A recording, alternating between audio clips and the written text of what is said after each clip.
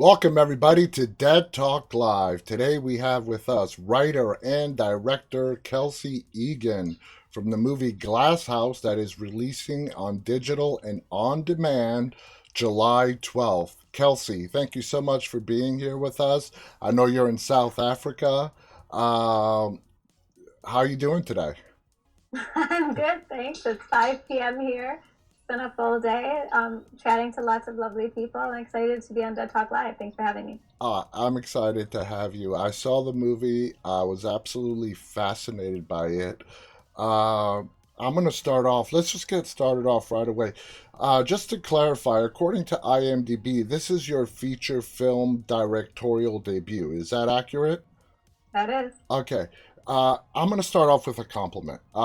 As a director, and people who love film, whether it's film students, people that have been in the industry for a long time, you start to watch films and you sort of pick up on the director's nuance on how they do stuff. And I gotta tell you, Kelsey, I loved how you directed this film, and I have a particular scene in mind that I want to point out to you. It's somewhere in the middle of the movie where the girls dig up the previously freshly buried body and they have it propped up sitting on a chair, okay? And so we know the body is there, we know it's in the chair, and you do this beautiful 360-degree pan starting from the dead body's Yeah. backside all the way to the front. And I'll tell you what, in those 15, I don't know how long it lasted, 15, 20 seconds, I knew it was a dead body. I knew it was decomposed, but you had built up this anticipation in me that I'm like, I was just overwhelmed to see what this corpse looks like. And that's all you. That's your nuance. That's how you like to direct things. Walk us through, just like that scene, uh, since it came across so beautifully, in my opinion, what did you want to portray in that scene? Thank you. First of all, thank you for noticing that shot because I fought so hard for that shot. You know, when you're doing an independent film like this and you're so strapped for resources and your budget is so small, any shot like that is a risk because our shooting schedule was already so tight. And that type of shot to pull it off requires like every department to come together beautifully. I mean, we had a dolly track laid in the perfect place that we had to plan out like exactly where those tracks. I think we had like two meetings and recce's just with DOP grips, lighting, art, everyone in terms of marking out on the lawn exactly where we were placing everything to get the payoff, to have Gabe walking in the background so perfectly behind the reveal of the body, to have Daisy pouring the tea in the perfect way. I mean, like that's the type of like choreography. It's a dance, It is. and I love doing shots like that. But they take time, and I think that shot alone we took at least 12 takes before we were Wow. confident we got that dance right, and that's a risk because in a film like Glasshouse, when you only have 4 weeks to shoot it, you know and where you choose to allocate your time is really important in making sure you're servicing the right beat. So I'm actually so thrilled that that shot landed for you It so effectively did. because it was one we were like, okay, this is a cheeky thing to put into a film that is already a really tight schedule because it did take a couple of hours to pull off, but I'm so proud of it and I'm so glad it came out the way it did. And what makes it great is it shows you did not rush it. It was important for you to get it right. And you're right, it was a choreography with Gabe in the background with the body parts in the little I know. dolly. So good. uh, What a legend. but to them, it was just so normal. So let me give the people a little brief synopsis of what Glasshouse is about. It's sort of this post-apocalyptic slash dystopian world where the majority of the population has been wiped out by a pathogen called the shred. And it basically takes people's memories and it erases everything of who someone is. It's sort of like a, a virus in the form that is dementia, and it happened to the majority of the population. And you have this family, majority a group of girls, mother, daughters, and the son Gabe, who are living in this protected glass house. Anyone that comes within their property, they automatically shoot, no questions asked. It's about their own self preservation and survival. We're not going to spoil anything else. And just the movie takes on a life of its own when a stranger pops up and sort of turns everything upside down for them. Now, the movie does tackle another interesting scene that I saw was there was a magazine article that mentioned COVID 19. Okay. So, how important was that for you to reference something that is going on in today's world? Yeah, that's a great question. This whole experience of making this film was incredibly surreal because it was very much a sort of meta life imitates art situation for us. Emma, my wonderful co-writer, associate producer, work wife, we came up with this concept in early February of 2020. So way before, like 2 full months before we really had a sense of the impact that COVID-19 was going to have. Like we had news articles coming out of China at that stage, but we had no Yeah. idea what was coming. It wasn't until And April that it really hit. yeah, and our first major lockdown in South Africa started at the end of March. And what was so insane about this is that we had a number of concepts that we pitched to Showmax, hoping that they would greenlight one.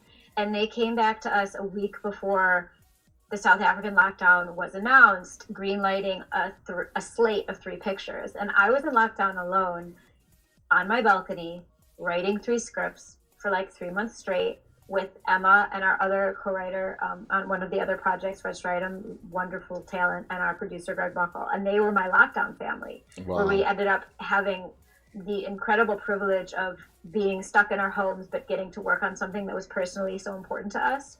And when we were writing Glasshouse, that's when it was really sinking in the eerie parallels in our Hmm. concept that we had came up with before we'd had any idea that the world was suddenly going to take this isolated turn. Um, and we were experiencing that isolation and that claustrophobia in our own lives as we were writing the script. And then when we were lucky enough to be able to actually go into production in November 2020, again by fluke, our filming location, we were shooting at St. Peterson Conservatory in Port Elizabeth in a incredible park there. And they got announced as a hotspot like 2 weeks after we started. Wow. After our whole cast and crew went there, so we were in a bubble, Hmm. like very strictly bubble, terrified of like anyone getting sick with a COVID officer and all of the safety compliance happening. Yeah. Keeping to ourselves in this glass house. So it was like the whole experience was life imitating art and vice versa. And Exactly. I think it definitely informed the creative. Now, the film is not the outbreak of this pathogen, which is No. called the shred. You can tell through various clues and hints throughout the movie, they've been living this for a while, whether it's one, 2 generations, or whatnot.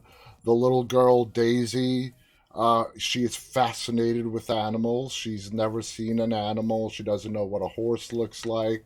So, did COVID play a factor in the writing part of the script to maybe project into the future if COVID, because we didn't know what it was going to be at that time, how worse it was going to get, what life might be like 5, 10 years down the road. Honestly, no, because I think the vehicle or the virus that is COVID, we knew at that stage how it operated and what family it came from SARS. So Mm-hmm. and the shred is so different. So I don't think Emma and I were that. I don't. Maybe this was overly optimistic of us, but we did see the end in sight for COVID. We were estimating it was going to be like it for 2 or 3 years. Yeah. That was our guesses at the time in the first lockdown, and what we were most inspired by, because when we came up with a concept initially, we hadn't known the impact the pandemic was going to have, was frankly the themes of memory. Mm-hmm. Both Emma and I have close family members who have suffered from memory loss. Hers dementia, mine short-term memory loss from not receiving oxygen to the brain for a couple of minutes during a procedure, and that I think personally has been something that's been quite relevant to us in our own lives. And we wanted to explore just how important memory is, not only for sense of self and identity, but in terms of influencing behaviors and how one engages with the world in the present. Mm-hmm. I think there's a narrative, um, a popular narrative that, whatever doesn't kill you makes you stronger. And, you can go through life's traumas and you come out the other side and all of a sudden you're tougher and better. And my experience of that type of thing hasn't been true. I think, with PTSD and more mental health awareness and being cognizant of the fact that sometimes you go through experiences you don't bounce back from, and it does change you forever. And it doesn't necessarily change you for the better. And we Exactly. were really interested in exploring that through the eyes of two sisters who have such fundamental different approaches to their past and to preserving their identity and sense of self. One of which is like, this is too much. This trauma is not something I want. This does not serve me. I want to erase it. And the other who feels like holding on to all of that is their only way to survive and prevent such mistakes from happening in the future. And that sort of goes back to our deeper themes. And in a lot of ways, this film is an allegory for colonialism, because there's this facade of this idyllic life, but what price does one pay for that? Like, how much Exactly. blood is on your hands in order to maintain that? And the two sisters that you mentioned, their characters' names are B and Evie. B is played by Jessica, Evie by Anya. They did a brilliant job as sisters. So let's talk a little bit about the family dynamics. We have the matriarch of the family, we have the sisters, we have Gabe, the brother, but it's not very clearly spelled out for us as to whose mother. There is incest in the family. That is sort of laid out for us. They know the world has dwindled down. They don't know what's outside their wooded area. They don't know. That's why when the stranger arrives, they ask question, "What's it like out there? Who's around?" And he describes it. It's pretty bad. So let's talk about the family dynamics. What was the important thing that you wanted to portray with the sisters? We all know they cared and loved for Gabe, who has come down with Shred, and they're trying to take care of him as best as he can. But let's talk about the matriarch. What do you see her role being in relation to the children that she's tasked to look after? Well, she preserves the narrative, right?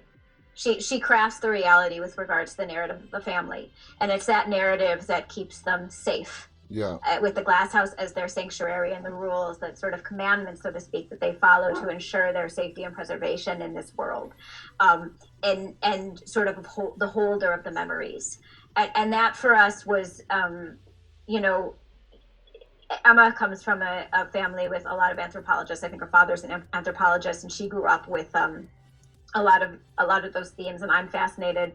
I study neuroscience and behavior, so how human behavior is influenced by cultural, by hmm versus fundamental, like what we're born with. That confrontation between how much our environment influences versus our genetics is yeah, something that really interests me. And the fusion of that, I think, came out of the power with Emma's and I working together, was the power of ritual, the stories, the fabrications that we tell ourselves, in order to survive or live in a way that we feel okay with who yes, we are and feel safe and secure.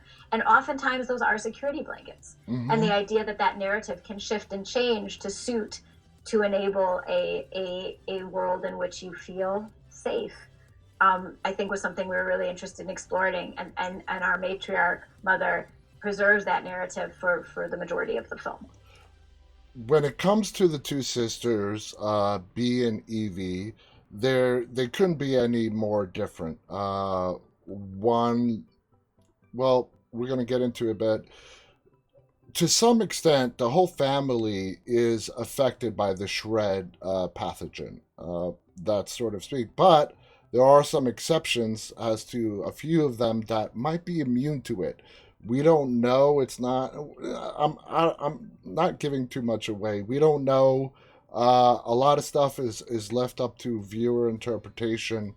But the two sisters and their relationship to each other, do you think Evie takes on the responsibility She feels it's her job to look after B. Yeah, I think Evie's personality is such that she ends up shouldering the weight of the entire family, because that's just in her. That's just who she is. And her awareness of the truth and the fact that she's held on to the truth and knows the truth the way she does. But I think what I love about the film and what was important to us with it was to show that you can be so confident that you know the truth. That doesn't necessarily mean it is the truth to everyone else. Exactly. And the idea of the unreliable narrator. And I think that was when we were writing the script something that we really worked very hard to be cognizant of in terms of the reveals over the course of the narrative structure, of realizing that the narration of the reality that our characters perceive isn't necessarily what actually happened. And that's what's so frightening about memory in general, and also the stories that we tell ourselves, because as you know, in your interpersonal relationships, everyone has their own side to the story, and you tell Mm-hmm. the same experience from one person's perspective, you hear it from another. It can be two very different things. I find that exceptionally disconcerting. Mm-hmm. So then Absolutely. you enter, and especially now we're sort of in this like post-truth era where we just saw that exact same thing play out politically and with COVID on such a massive scale. I mean, and that's where this film again felt so meta to us, because when we were writing it, we'd only begun to hear sort of the dissent or the division created by the COVID situation of different people sort of believing different things about the virus and its origins and its level of threat based on where they were coming from and their perception of reality and how different those narratives were. Absolutely. I think you hit the nail on the head. So let's talk about the stranger. When the stranger comes into their lives, in your opinion, who is he supposed to represent? Is he supposed to represent somebody that is bringing the outside world truth to the family, or is he there to, for his own gain, to have a sanctuary, a stable place to live out his years? He very quickly realizes that the matriarch has a plan for him. He's very quick to pick up on that. So, how do you view the stranger when you were writing him, and ultimately what he ended up being on the screen?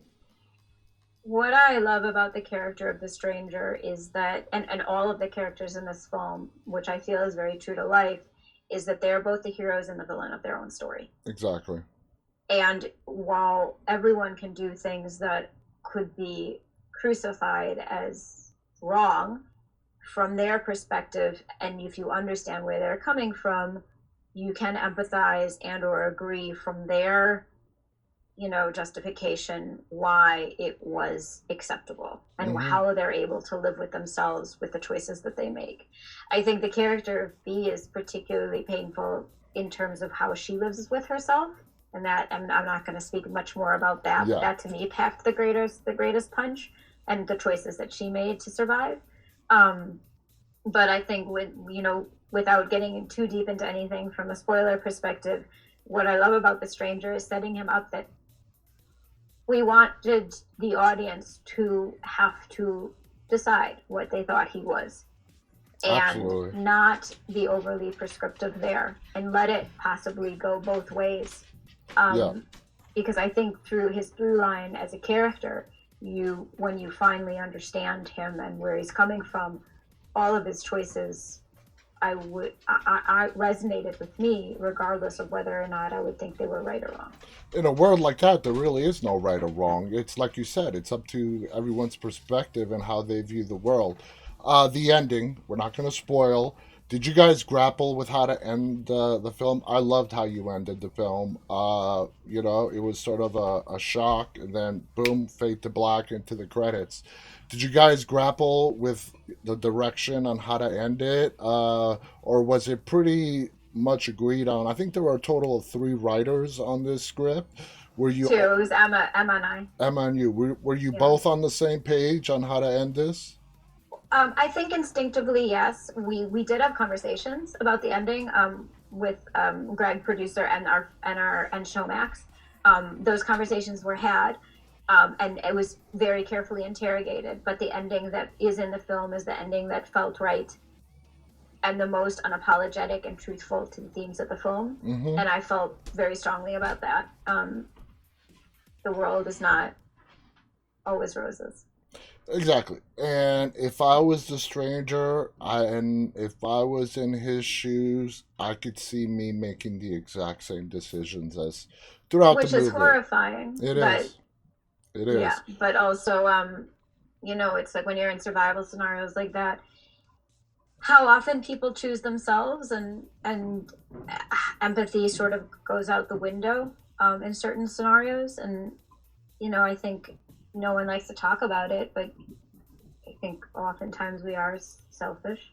That it's in our nature. Just one last question. If you had to pick, would you say this is like a post-apocalyptic movie, a dystopian type film? What word or phrase would, in your mind, best fit this movie?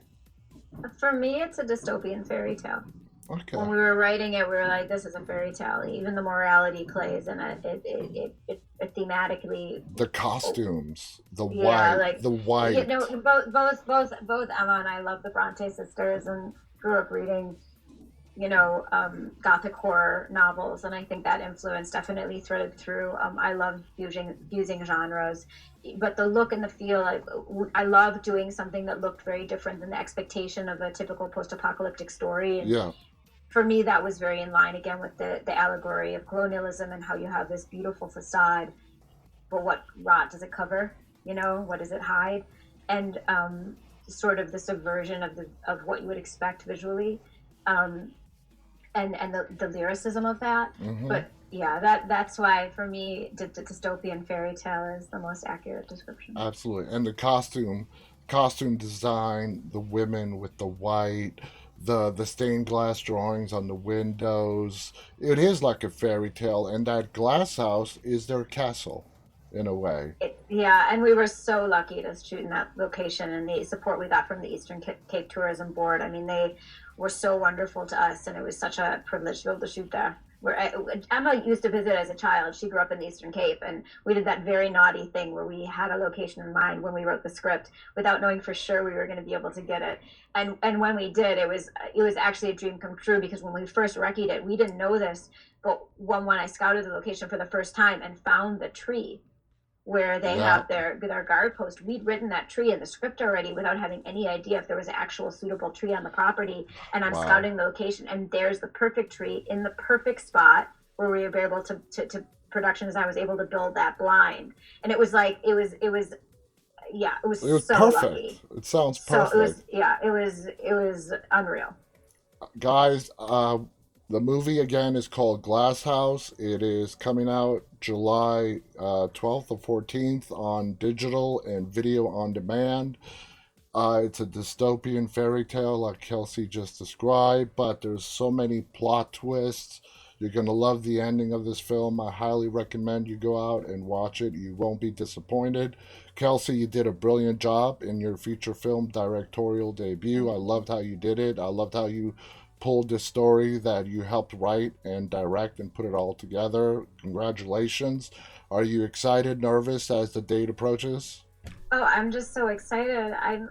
Yeah, I'm really grateful. We've been moved every step of the way with how well this film has been received, and we're really proud of it, and really just yeah, the privilege of being able to share it so widely, means the world. And also show off what South Africa is capable of as of an industry, but in an independent film space. It's a privilege. I gotta ask you, you don't have a South African. Are you from the States? And Guilty. yeah, yeah. I grew up in Milwaukee, Wisconsin, and I've been living in South Africa since 2007, so just over 14 years now. I hear I'm a it's a dual citizen. beautiful country.